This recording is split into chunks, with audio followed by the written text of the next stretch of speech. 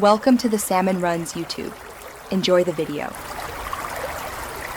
In this video, I will explain how to reset your Audi Q7 MMI system. This process can help resolve common issues like a frozen screen or unresponsive controls, getting your infotainment system back on track.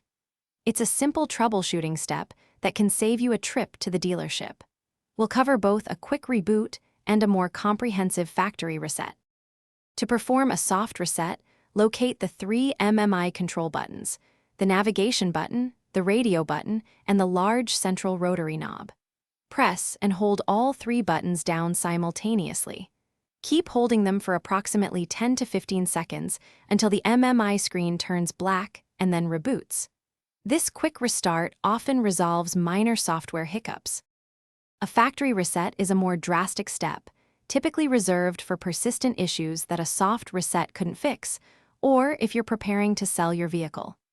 It will erase all personal data, settings, and stored destinations, returning the MMI to its original factory state. Be sure to back up any important information if possible before proceeding with this option.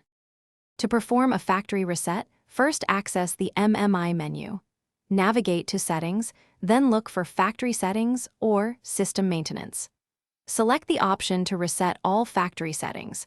You'll receive a confirmation prompt. Confirm your choice to proceed. The system will then erase data and restart, which may take several minutes. Thanks for watching. Consider subscribing if we helped you.